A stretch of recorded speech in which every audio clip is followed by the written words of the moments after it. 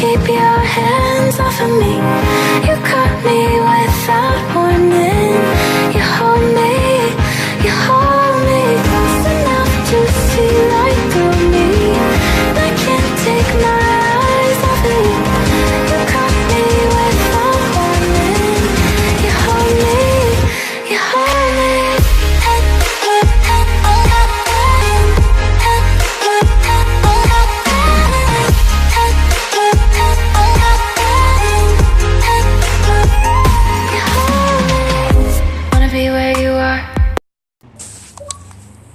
Alright, so today, ladies and gentlemen, we are in the Smurfstang.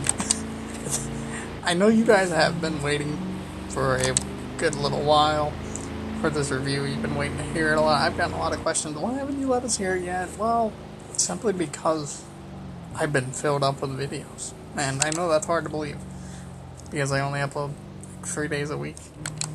But when there's a car show or a car event, I go to it, and most of the time I don't have time to make a review on the Smurfstang. I just don't. And I drive Smurfstang there, but I mean, it's more like not driving it there. I can't really review it as I'm driving there, simply because if I did, well, it wouldn't really be fair, because when I go to car events, car shows in particularly, I really get on this car.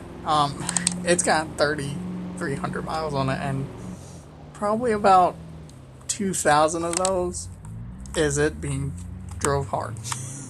And it's been like that since day one. When I first got this car, I was driving it hard. I was getting on it every chance I got, going 120 sometimes, sometimes even more than that. And then, well, like I said, I can't really review it doing 120 going around turns. I'm focused on the turns, focus on not dying, And Smurf is a great handling car. Is it better than the Boss 302 from Gran Turismo 6? Absolutely. The Shelby gt350R was such a huge milestone that they basically took the Boss 302 naturally aspirated engine, but they added a twist, made it variable cam tuning, I think. I don't know what that is. It's one of the things. And basically, they took the Boss 302 engine, which is what I had in the older Smurfstang, and threw it in this, but they beefed it up a lot. It's unlike anything I've ever seen. And it sounds so good. And if you're going, I can't do it now because there's a car in front of me, but if you're doing a first gear through third gear pull, and you get to the top of third and you let off of it and just let it rev down, once it gets at like 6K, it starts popping. And it pops about 10 times or 6 times, depending. So, we'll do one right here.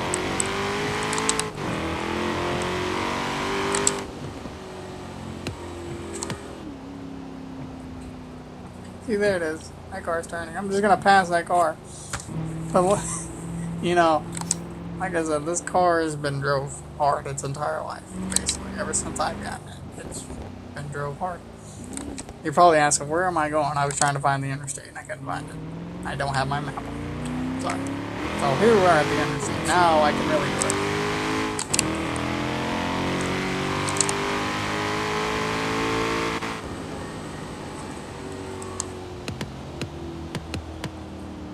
Pop, pop, pop, pop. Sounds like I'm making popcorn over here. And that's one of the reasons I drive Smurf more than any car in my garage. This car has, like I said, 3,300 miles on it. And of those 3,300 miles, I've enjoyed every mile of it. And the thing on the back, ThatOneCarGuy with a YouTube symbol, that was all Roscoe. Roscoe, I appreciate that, man. You're doing my S13 too, man. I appreciate that as well.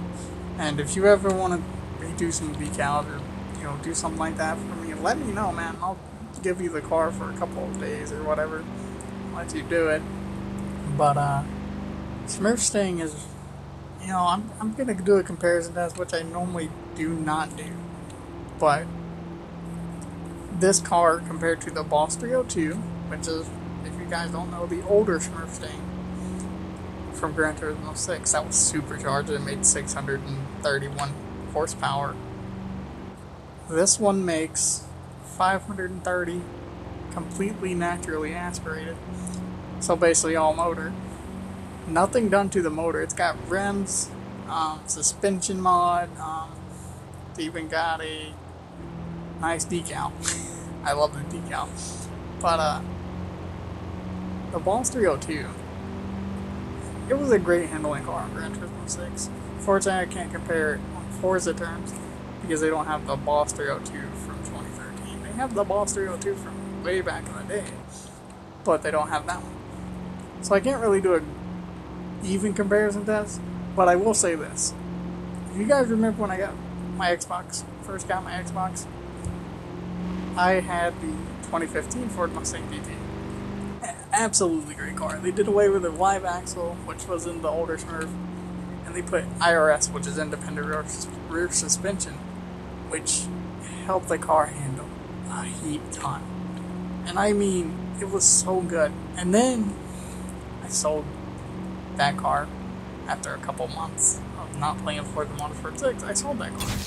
And I said, well, Forza Horizon 3 has the Shelby gt350R, so why don't I get that?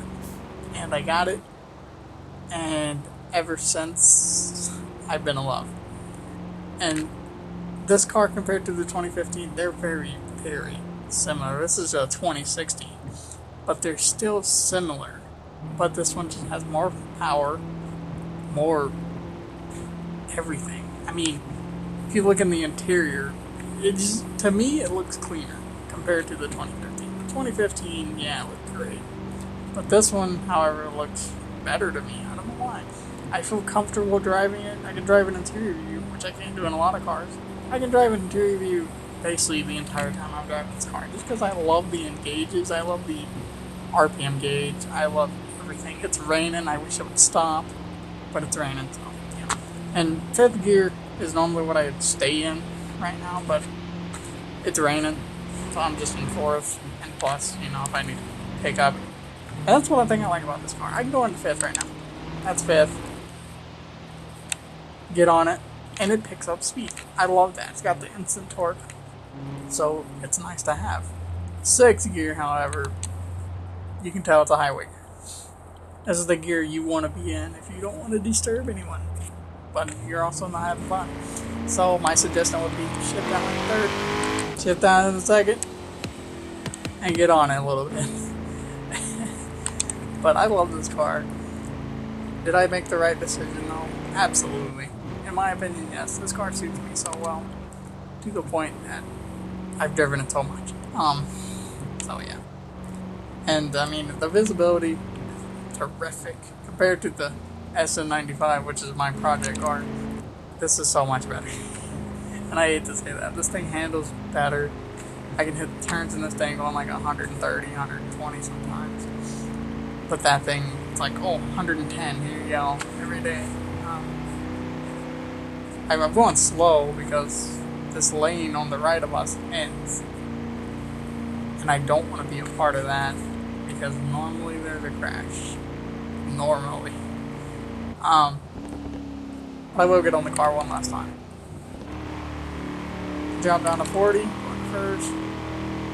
I love the 40 roll on this, no spin, watch this.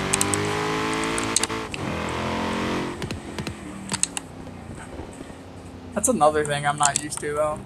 I'm used to the Smurfstang, the older one, and it only revved to like 80, I think, 85. And this thing revved to 82, or not 82, but I said 85, didn't I? I meant like 80, like 8050. This one, however, revved to 85, and I'm not used to that. So when I sometimes I forget to shift because I don't. To me, when you're at the higher RPM, it doesn't sound like it's ready to shift. It's like, oh, just keep going, you're fine. And then I hit the red limiter, and then I'm like, oh, I needed to shift there. So I let off shift, and then get more on it, and then eventually, probably not. Just kidding. Never died in this car. Have hit a couple things, so. But that's Forza for you, man. These AI drivers, like the people in front of us right now, most of the time they'll slam on brakes. Like that. See what I mean? They just put on the brakes. And if you're not following a safe distance, it's like 2 car lengths. Most of the time I have 2 car lengths, I still hit them. Anyways, guys, you know what? We'll do a launch for you guys.